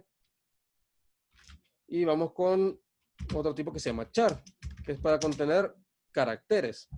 Caracteres y no carácter, porque carácter es lo que tiene una persona, digamos, que es parte del comportamiento. Entonces ese es el carácter, pero si estamos hablando de programación o de digamos que de símbolo en sí, de que representa algo, es un carácter. O sea, un carácter puede ser una letra, un número o un símbolo. Entonces, ¿qué es lo que nos puede contener una variable tipo char? Vamos a ponerle carácter sin tilde. ¿Qué puede contener él? Pues, si lo puedo poner con comillas como coloco el texto. Por ejemplo, puedo hacer de que el carácter sea la letra A. Y si se fijan, me da un error. Porque el carácter no es lo mismo que una cadena de caracteres, que es lo que yo represento con las comillas normales. Las comillas dobles se ocupan para cadenas de caracteres, o sea, para un arreglo de caracteres, o sea, ahí pueden ir letras, números, pero múltiples. Ahora, si quiero colocar un solo carácter, tiene que ser con comillas simples, no con las comillas dobles. Y hoy sí, aquí tengo mi carácter, que es la letra A. Y perfectamente puedo añadir otro write line, en el cual voy a poner el carácter. Y aquí vamos a... ahorita lo estaba escribiendo en vez de copiar y pegar para hacerlo más rápido, y me arrepentí. En el momento me lo autorrecomienda para autocompletar, y con solamente presionar Tab 2 veces seguidas, o una vez, mejor dicho, ya me lo jala con el nombre. Aquí, digamos, no le puse el nombre en mayúscula, cuando los demás sí le estaba poniendo. Eso ya es, digamos que ya es clavazón, podríamos decir. Ahí lo tenemos. Valor del carácter A. Y dentro de las comidas simples, que son para contener un carácter, lógicamente, si es para un carácter, las comidas simples, no puedo poner 2 caracteres porque ya sería un error de sintaxis. Solamente uno a la vez. Bueno, ese sería otro tipo de dato. Ahora vamos con otro que se llama float. No, perdón, el boolean. Para el boolean yo puedo colocar el nombre largo si quiero, que sería boolean. Vamos a ponerle variable booleano igual falso. Y funciona. Puedo crearla así o puedo ahorrarme letras y solamente poner bool. Ahora las variables booleanas pueden contener 2 valores nada más, falso y verdadero. Entonces, false o true. Y luego a la hora de mostrarlo, valor del booleano sería la variable booleana. Vamos a darle F5 y veamos cómo. Ahí está, me lo mostró como true. O sea que ese true que le he colocado de valor, que está en minúscula, aquí me lo traduce a texto y lo coloca como con mayúscula él a la hora de representarlo. Vamos a ver cómo representa el false. False y con mayúscula siempre. Eso, la conversión del que le ponga el texto en mayúscula o minúscula al inicio, como solamente es para presentarlo, no hay mayor problema. Y veamos qué tipo de variable se nos olvida. Vamos a poner, solo nos queda de la variable básica es el string. Un string viene de cadena de caracteres precisamente, que es una cadena de variables tipo char, se las une. Y aquí vamos a ponerle cadena de nombre y vamos a colocar todo este valor inicial.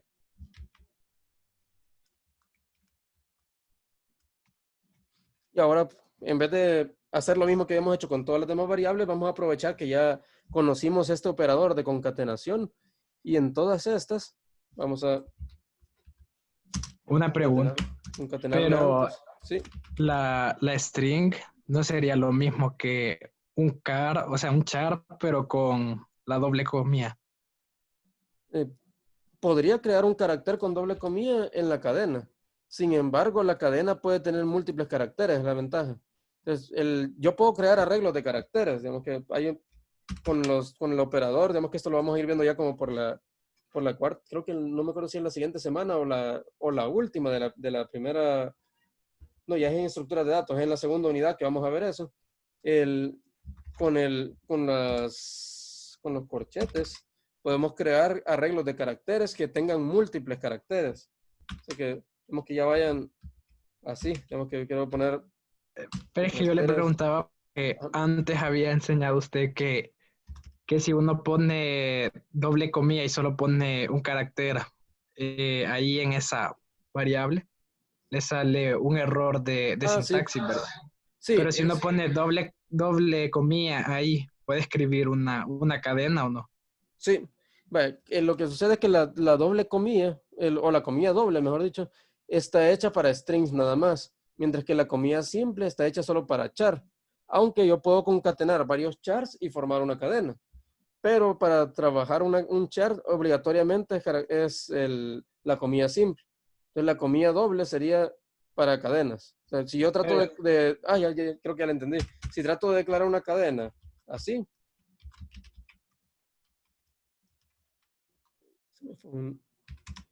me va a dar error porque precisamente la comilla simple no estaba hecha para una cadena de caracteres, sino que está hecha para una. Vaya, pero lo que yo le pregunto es que si usted cambiara ese string por el char, ¿sería lo mismo o no? ¿Por el char o no? No, me daría error. Daría error porque un char solo puede contener una letra, por así decirlo. Ya. Pues disculpe, no había entendido eso. Gracias. Va. Pues ahora lo que voy a hacer es que en vez de concatenarlo al final, ya que ese texto se repetía en todos los demás, voy a guardar ese valor inicial en la cadena, en la variable tipo cadena que estaba creando. Y luego pues ya solamente voy a ir cambiando el tipo de dato.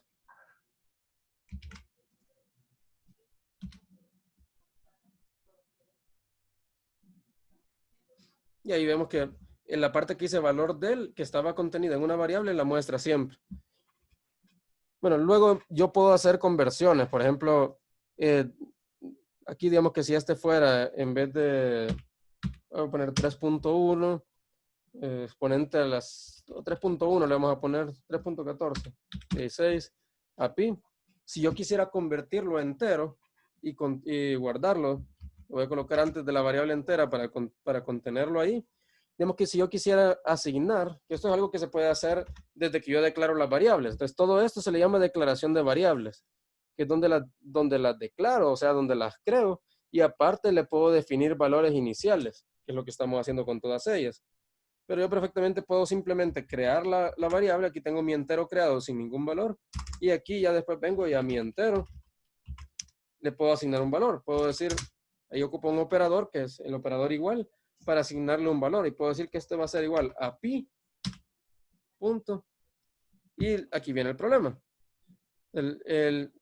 Si yo solamente digo que el número entero va a ser igual a pi, me va a dar error. ¿Por qué? Porque pi contiene, o sea, es una variable tipo double, que es un tipo totalmente distinto al entero. Pero yo puedo convertirlo. Vamos a poner un espacio aquí antes. Entonces hay una, del namespace system, hay una clase que se llama convert, que se pone en color verde, si se fijan. Entonces, convert tiene métodos que yo puedo utilizar para convertir entre distintos tipos de variables. Entre eso yo puedo convertir a string, a entero. Entonces, yo puedo hacer de que me lo convierta, puedo invocar a este primer método, que es el que me recomienda incluso. O sea, él ya detectó de que mi variable a la cual yo quiero guardarle es un entero. Entonces, con solo poner convert punto, ya él me dice int32 es la recomendada para mí. Entonces, que es el entero normal, el int. Y ahí poniendo convert punto to int32, él va a agarrar el valor que yo tengo acá y lo va a convertir en entero como pueda. Vamos a ver qué es lo que muestra el entero ahora. Y fijan, el entero quedó con el valor de 3. Se agarró la parte entera precisamente de double. Igual hay operaciones con las que yo podría redondear si quisiera. Aunque eso... Vamos a ver aquí.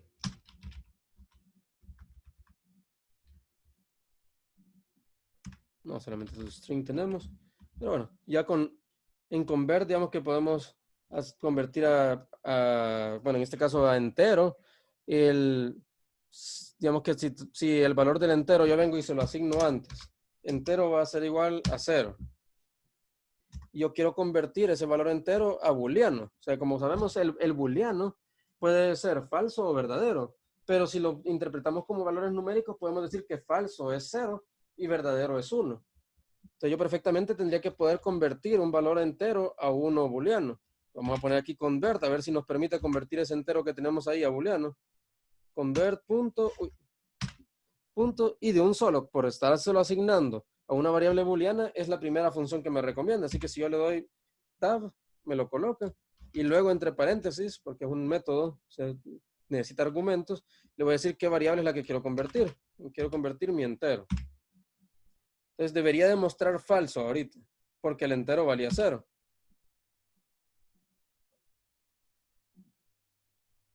Y ahí está. El valor booleano nos quedó en falso.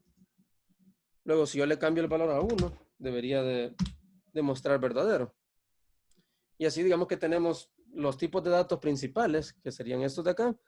Byte, entero, double, carácter, booleano. Y por último, el string, que es el más complejo de todos.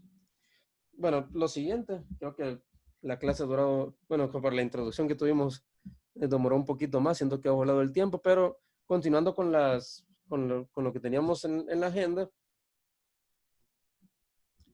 ya tenemos los tipos de datos, ahora vienen los operadores aritméticos y la clase math. Entonces, la clase math es para hacer operaciones matemáticas. Ahorita ya hicimos pruebas de un par de operaciones, de operadores aritméticos, aunque lo hemos utilizado para strings más que todo. Vamos a borrar todo esto.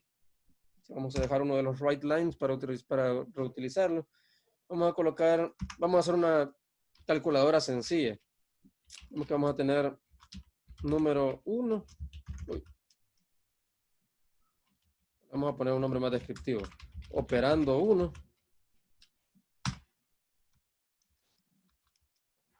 Voy a ponerle igual 0. Solo que no lo vamos a hacer byte, lo vamos a hacer entero de una vez. Operando 1 igual 0.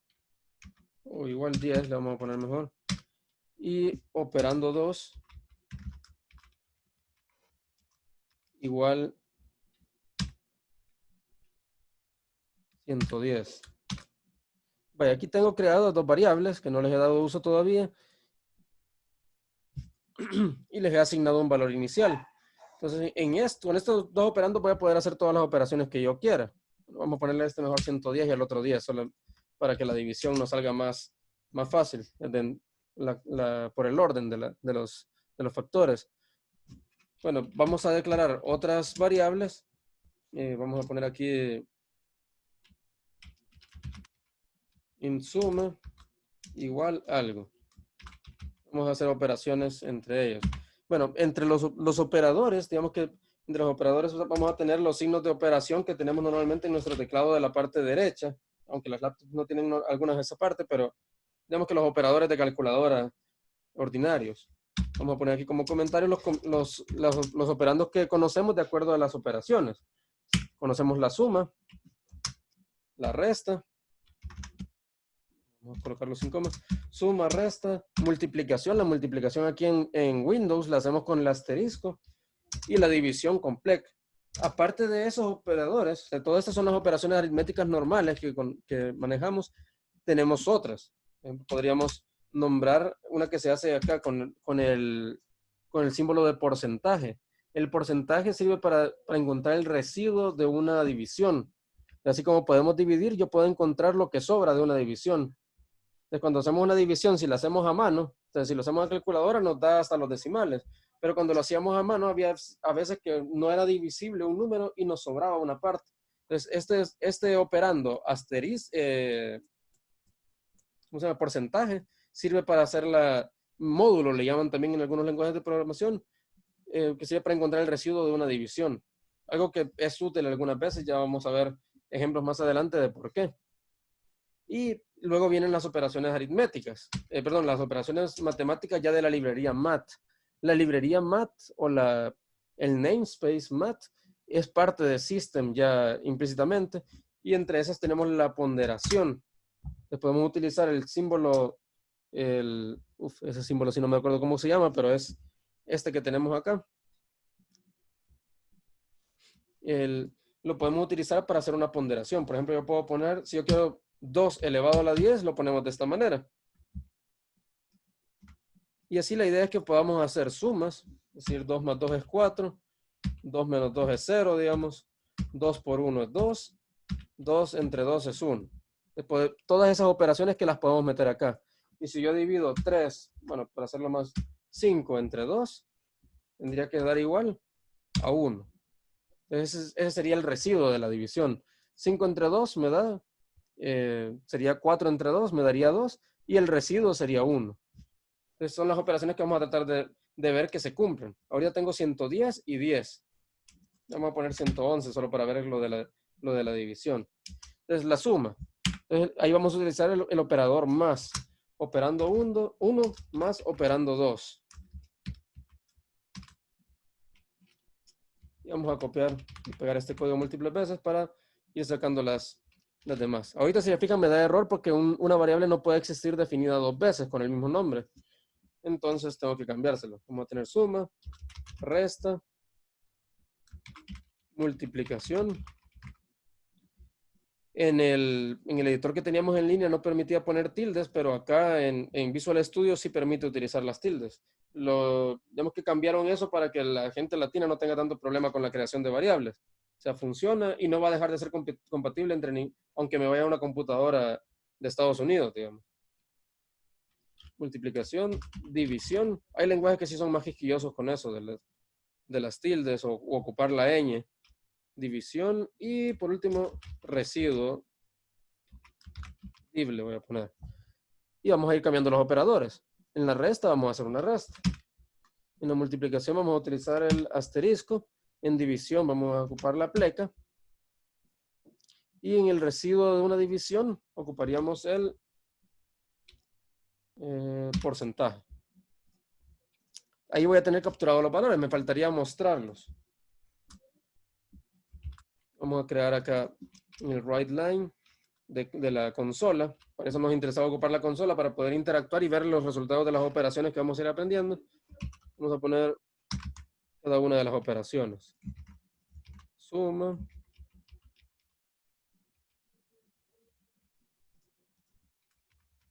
Resta. Voy a ir copiando para que me salga más fácil. Multiplicación, división y residuo. Vamos cambiando de variables también. Resta, multiplicación, división, residuo de la división. Vamos a ejecutar. Y aquí vemos los resultados. Los dos operadores son los mismos para todas las operaciones, así que tenemos 111 y 10. 111 más 10, 121. Estamos bien. Resta. 111 menos 10, 101. Estamos bien también. Luego la multiplicación. 111 por 10 es 1110. También estamos bien. La división. 111 entre 10. Aquí me dejó 11 de valor. Entonces, ¿por qué creen que puede haber sucedido esto? O sea, sabemos de que debería haber dado 11.1 y no 11.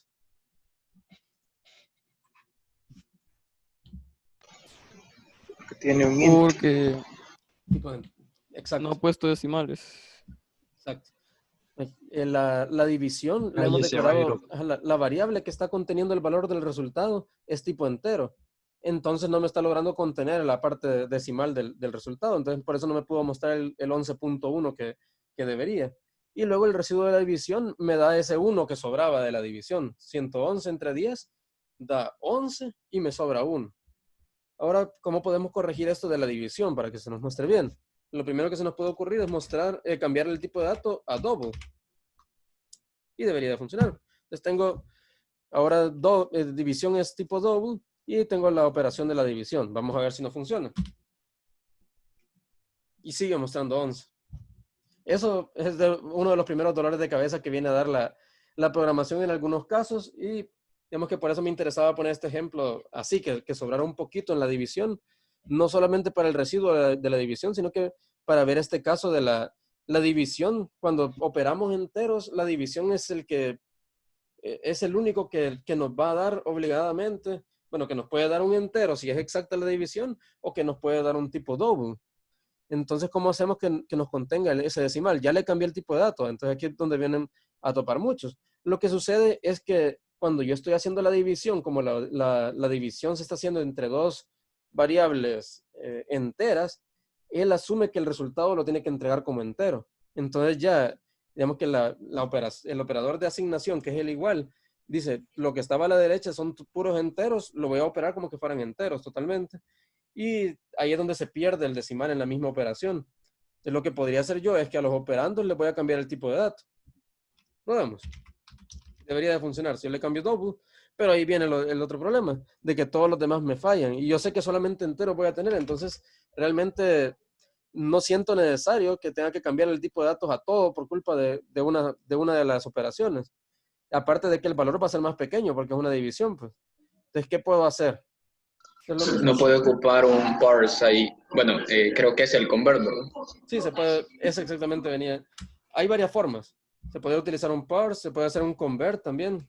Es una de las opciones más prácticas. Vamos a ver, convert, punto, to double. Exactamente, esa es una de las soluciones a las que podemos llegar. Y para no tardarme tanto copiándolo acá, vamos a ponerlo. Vaya, hoy ya los convertí los dos a double y la división se está haciendo entre dos double esta vez. Así que debería de darme el valor exacto. Y perfecto.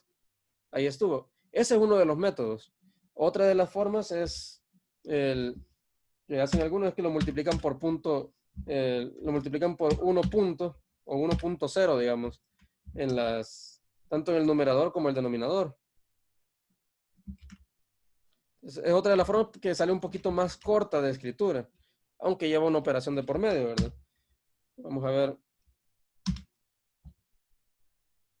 Es la otra opción. Incluso para cortarse la escritura de esto, hay varios que solamente escriben 1 punto.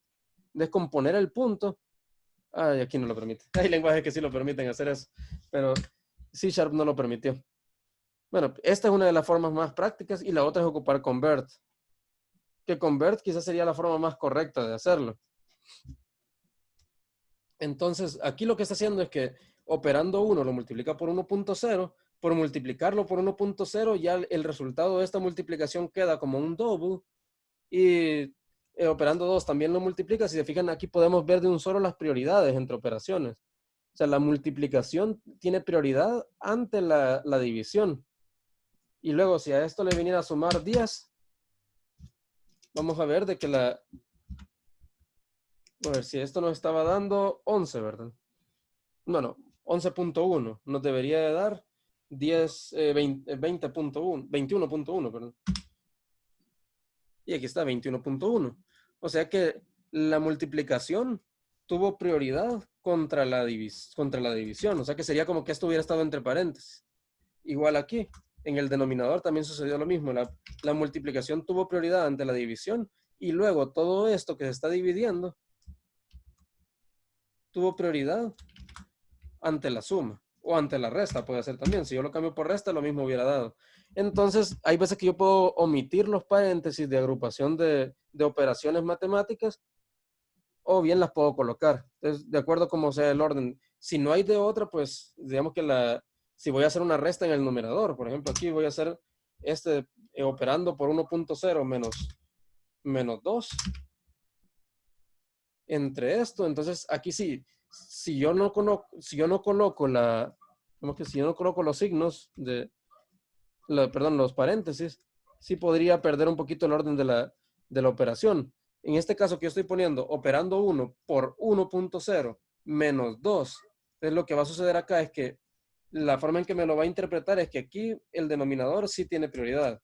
Luego aquí la multiplicación tiene prioridad. Entonces me va a hacer esto.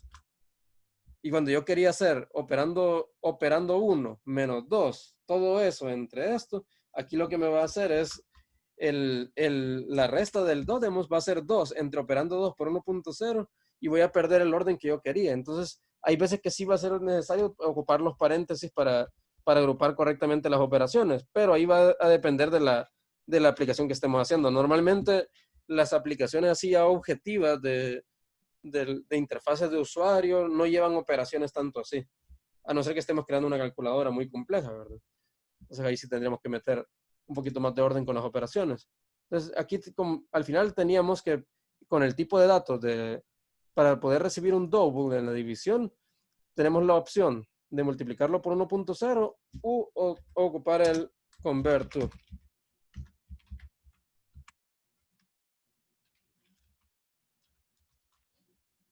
E incluso mezclándolas va a terminar funcionando.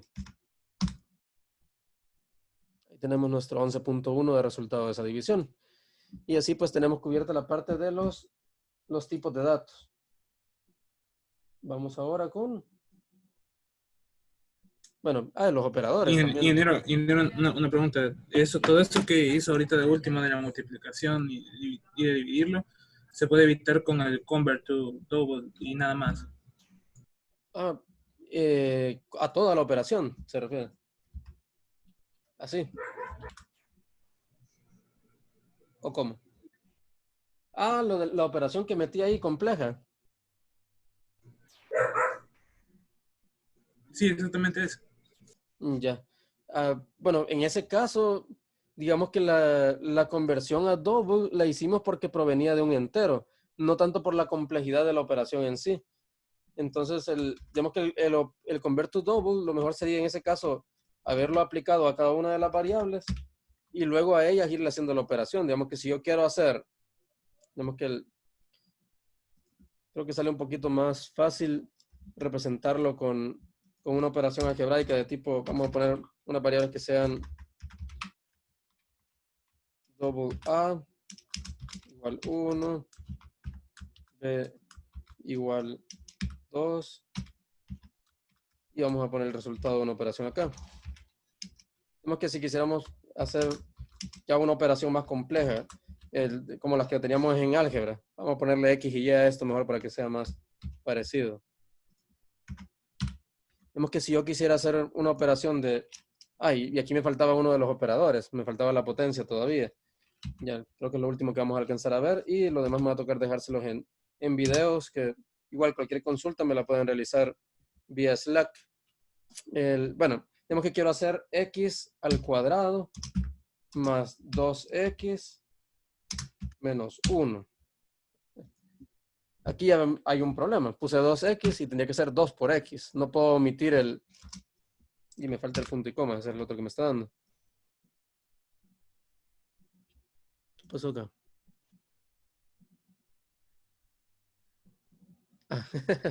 El operador.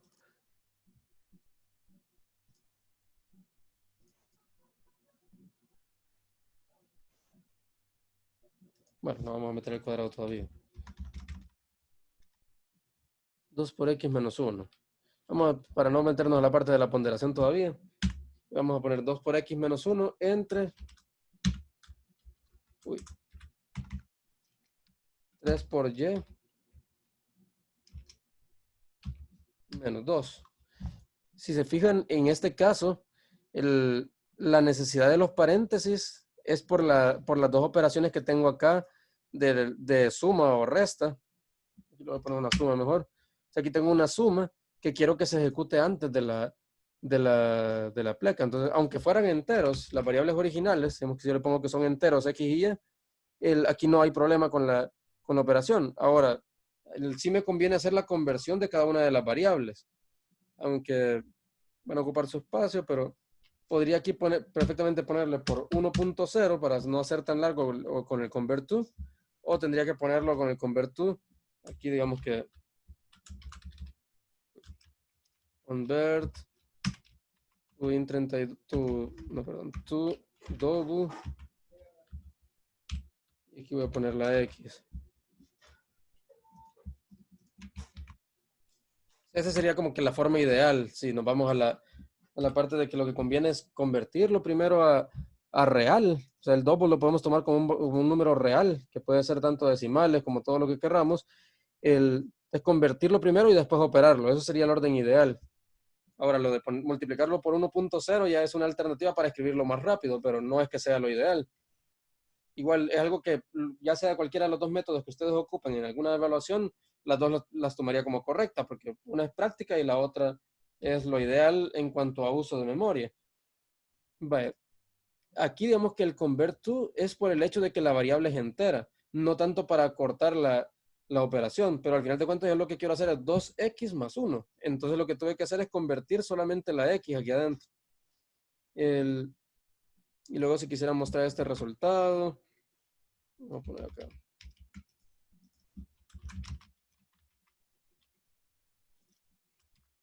Tendríamos R. Y por último nos mostraría el resultado de esa operación, que resultó ser 0.75. Entonces así yo puedo combinar todos los operadores matemáticos que he visto antes en una sola operación. Y el único que nos falta ver, ahorita que ya estamos con los últimos 5 minutos, sería la parte de la operación de potencia.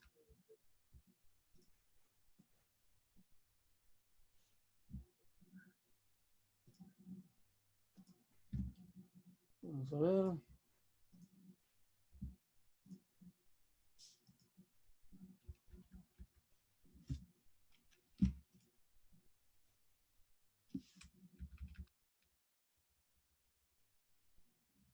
Vaya. Para la potencia, vamos a ponerlo así. Vamos a crear una nueva variable para contener la potencia.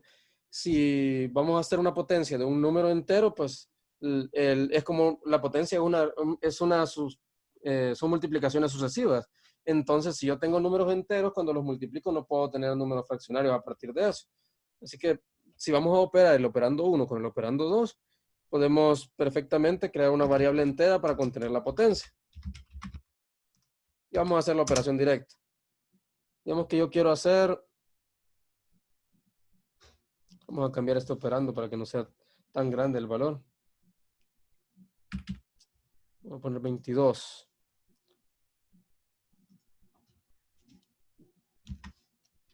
Bueno, vamos a probar a hacer con una constante al principio. Vamos a hacer de que operando 1 vamos a elevar al cuadrado. Lo primero que se me ocurriría sería hacer esto. La potencia con el símbolo de la potencia. O sea, con el símbolo de la potencia en casi todos los lenguajes de programación, que es esto. Y aquí, en vez de mostrar este resultado de la operación compleja que metimos, vamos a poner potencia y vamos a poner la variable potencia acá. El operando 1 vale 110. 110 al cuadrado, ¿cuánto será? Vamos a abrir la calculadora. Pongámosla en modo estándar. 110. No, modo estándar no tiene potencia científica. 110 elevado al cuadrado. Estamos hablando de 12.100. Vamos a darle F5. Uy, 108.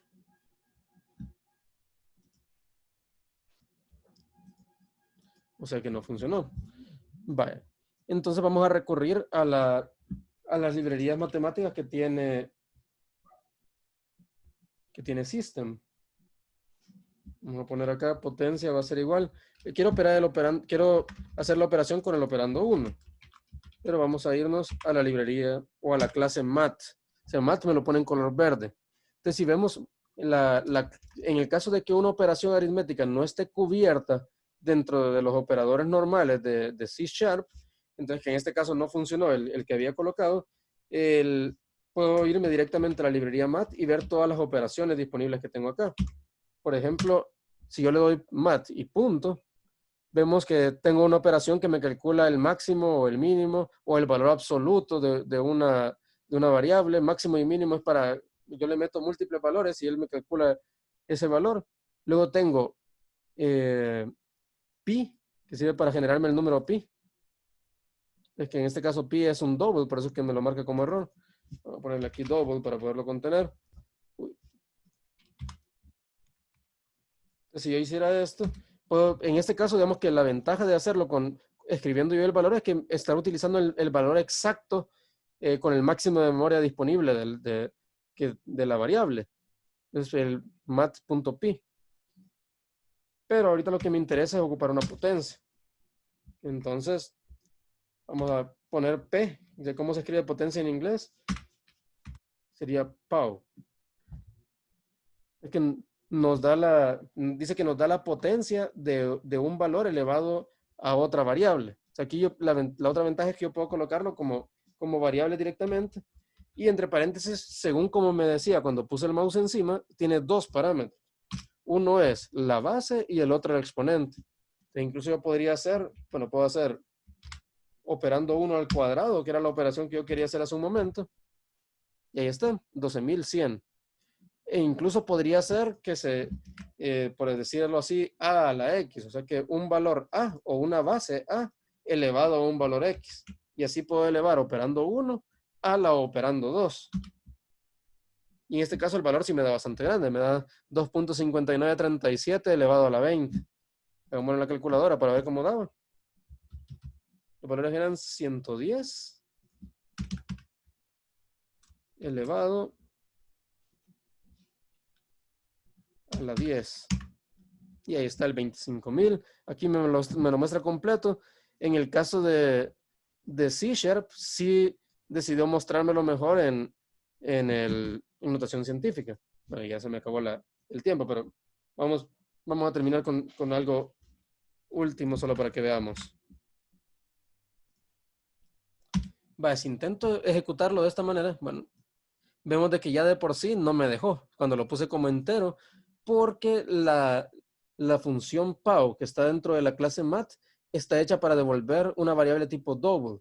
A pesar de que son enteros los dos valores que tengo colocados acá, el POW no me puede entregar un entero porque ya asume de que en la ponderación el número se puede volver demasiado alto. Entonces los números que son demasiado altos no los puede, o sea, un entero no lo puedo representar con notación científica y por eso es que no puedo aplicar esta operación. Aunque los valores que yo pusiera acá, digamos que fueran 2 a la 10. 2 a la 10 no es un valor tan alto. pero igual no me lo va a permitir porque no depende de los valores, sino que ya POW es una función que devuelve un tipo double. Así que ni modo, tengo que colocarla de tipo double para poderla representar. Y hoy sí. Y ahí está 2 a la 10, era 1024. Entonces, con esto creo que nos quedaríamos por ahora. Creo que cubrimos completamente por lo menos la parte de los, bueno, de aplicaciones de consola básicas hasta los operadores aritméticos.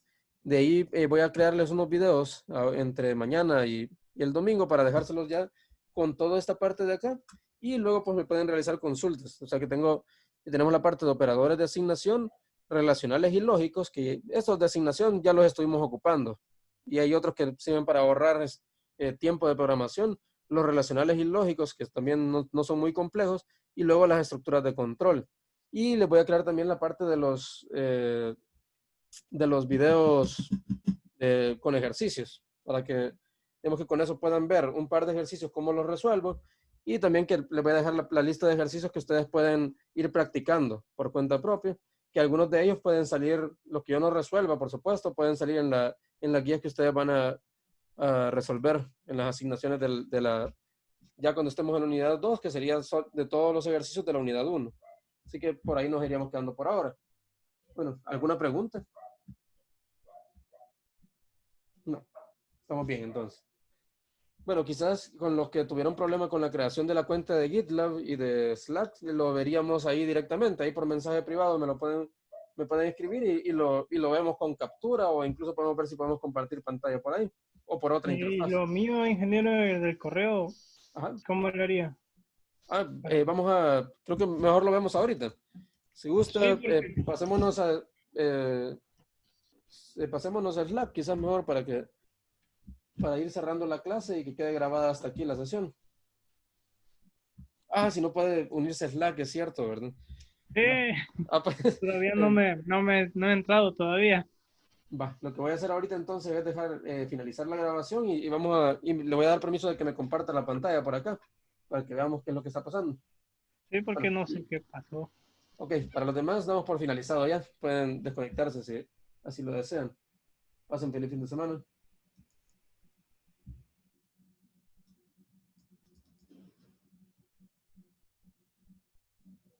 Voy a tenerlo.